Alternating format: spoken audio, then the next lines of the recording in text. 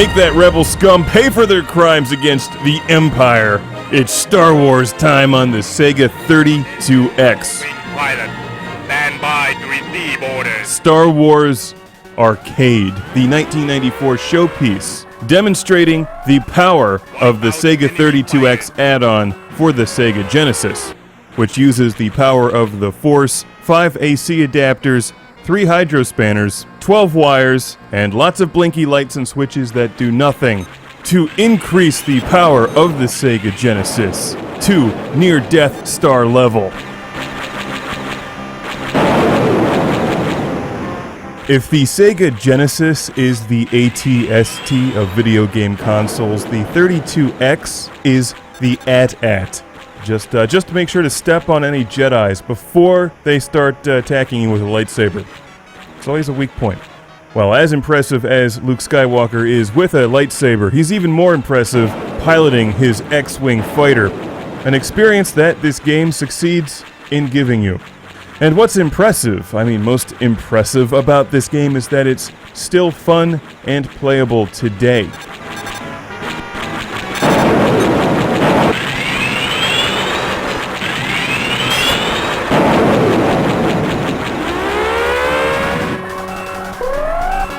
Wipe out enemy fighters. Yes, sir! Admiral Akbar is the man-creature thing. He had a great action figure, too. Hey, Star Destroyers! Let's attack them head on. It's our only hope. You know, if you just hang out behind one of those things, they'll eventually dump their trash before they go into hyperspace, and you just float away. Just make sure nobody's following you. It never gets old. Let's get back to the gameplay. Most of the early 3D-styled games are slow, cumbersome, and sorely outdated, but not Star Wars Arcade. This is a kick-ass game, period. And another fine example of the power of the 32X, because it does a terrific job bringing this size of a game onto the Sega Genesis, which was really designed for 2D games. But here we are, flying through space, fighting Star Destroyers and TIE Fighters. R2? No! Curse the Empire for taking out their aggression on Kenny Baker. They are the most incompetent Empire ever. They couldn't even defeat the Ewoks. It's no wonder the Rebels won. So, as you can probably tell, what you're doing in this game is flying around, shooting spaceships and eventually ground targets on the Death Star. You don't have full control of the X-Wing fighter, though. You can't just fly wherever you want. You're definitely confined. And because of that, believe it or not, this is not the best spaceship action game on the 32X. Shadow Squadron outdoes Star Wars Arcade, but this game has better style. Terrific music and sound effects, and the visuals are very nice as well. I think they look good today. You can actually tell what things are, which says a lot for an early 3D style game. I'm going to use a Star Wars name as an adjective to describe this. Star Wars Arcade is Lando. Lock S-Balls in attack position. 3 leaders standing by. They're coming in. 3 marks at 210. Watch it, you've got one on your tail.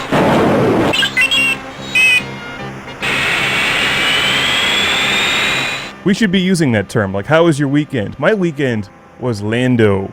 Whoa, you must have had a great weekend. Because you know Lando had fun on his weekends.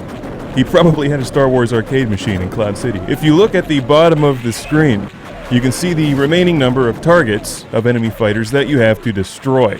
My only gripe with this game is that you don't have full 3D control.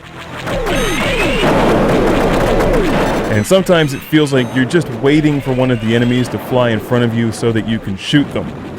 It's like Top Gun, or Air Raiders, or even Afterburner. It's like a 3D-styled, 2D-style, replicating 3D-style flight game. This is no F-15 Strike Eagle, or F-19 Stealth Fighter. You don't have full control of your spaceship in a real three-dimensional environment, even though it kind of seems like you do. You can turn around, you can face the other direction, but it's only like half there. That's where Shadow Squadron comes out ahead in terms of gameplay. But Star Wars Arcade kicks its ass in terms of style, because this game is so Lando.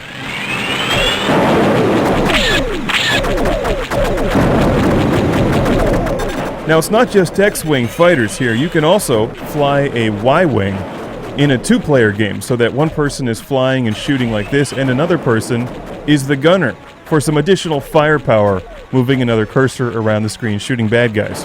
Really sweet game. For those of you with a Sega 32X, or those of you eyeing one up, Star Wars Arcade is extremely easy to find and affordable. This copy was donated by Frank in California. Thank you. And Frank also donated Virtua Fighter for the 32X. I recorded a thank you, but then I realized that I actually cut it out afterwards in editing. That was such a Jar Jar move. May the Force be with you, Frank. I hope you're having a Lando weekend.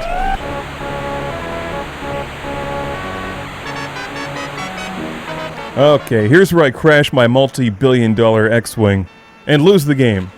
But no matter how poorly you fly, we're all winners when we play Star Wars Arcade on the 32X.